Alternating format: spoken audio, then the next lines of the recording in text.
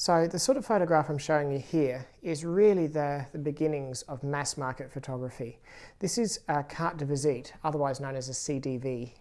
It's named as such because it's about the same size as a visiting card, the sort of thing that someone in a high-class society would give to someone to say they'd like to call on them. And they're this size. They date roughly from 1857 to about 1890, and they're probably one of the more common things you're going to find. Quite often, in the case of this particular photograph, you'll find W.P. Dowling from the Quadrant in Launceston. You'll find this name stamp on the back. But in some cases, they'll also have that on the mount. Prior to the 1870s, carte de visites generally have square corners. After the 1870s, they generally end up looking a bit more like this, with rounded corners. So you can see that this example, which is, you can see here that this is again mounted with these little rounded corners. Here's another example. And this example, another Launceston photographer, also including a child, shows the photographer's name on the bottom of the mount. Now, the reason that these were produced in this standard size was the reason that they was to reflect the way that they were usually kept. So this is one of our von Stieglitz photograph albums. You can see it's a fairly high class affair, gold edges, lockable.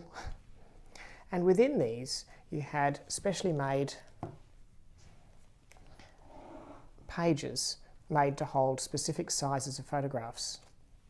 So what you can see here is a range of photograph sizes being displayed, and all these small ones, where you get 4 to a page, these are all CDVs, or carte de visites. Sometimes displayed like this in the centre of a sort of main page.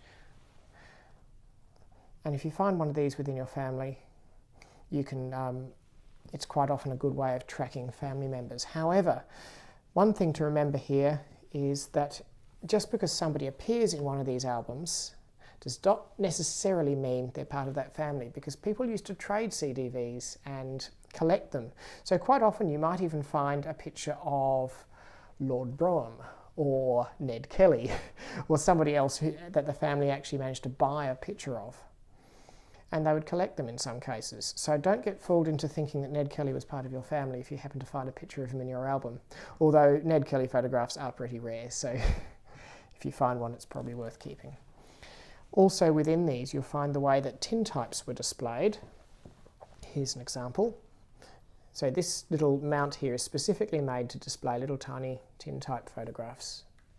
Now the other size of photograph that you can see here, the larger ones, which I'll get to in a second, there's more tintypes.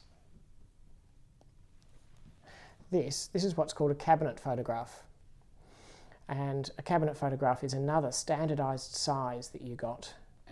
Cabinet photographs were developed from around 1866 and stayed in use until around 1905. It's just a larger format, same process used to make the CDV, but the two are parallel, and quite often you'd find if someone went to a photographer, they would come away with maybe 4 CDVs and 1 or 2 cabinet photographs that they could then distribute around the family. This is an example of a cabinet photograph, so it's the largest size, and you can see the photographer's name, Van Dyck, who also operated out of Launceston. This is when he was in Melbourne. You can see the photographer's name printed on the bottom. This example has rounded corners. You can see that this, in this case, it says studio shop. The lady is dressed in her Sunday best, but as if to go out. Generally, you'll find that the thicker card indicates a slightly later photograph, and particularly the rounded corners, but not always, depends on the photographer. So, and the albums that you see come in a variety of different formats. Here's another one. Same type of internal structure, but this one is not made to take cabinet photographs. People wouldn't always use these albums for photographs either. Sometimes you'd actually find things like drawings or little cuttings from scrapbooks. So if you find one of these in your collection, what you've got in your hands is a stereograph. So it appears to be two apparently identical images, one next to the other. This was a process that came into use from around 1854, in use up to about 1910, and it had a series of renaissances, I suppose. They were very common from the mid-1850s, and then they had another up to the 1860s. They had another renaissance in the 1870s, and another one in around 1895 to 1910. So they're quite popular among enthusiasts. You don't find these as much for portraits. They tend to be outside stuff because the idea is that you want to be able to see a landscape in stereo. This one is by a lady called Florence Perrin, and this is at the Iris River in Tasmania. It shows Bob Quayle and party crossing the river using a horse-drawn cart. And if you look carefully at this, you can see that the two photographs are slightly offset. So when viewed through a stereograph viewer, basically a little viewer with two magnifying lenses, you're going to see this in 3D. You also got stereographs that were produced as lantern slides. Lantern slides are a form of early projection technology, where you would actually project onto a wall to show a 3D image.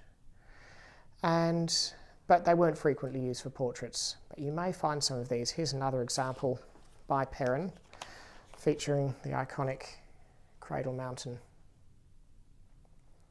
and party there. These were usually taken using a specialist piece of equipment called a stereograph camera, which had two sets of lenses, slightly offset, and would actually take the two negatives that could then be produced into two positives. But you did actually find cases where some people would take two smaller cameras and make a little frame to snap them together, to join them together at the right distance apart, so that when you depressed a lever on top, it would depress both shutters simultaneously.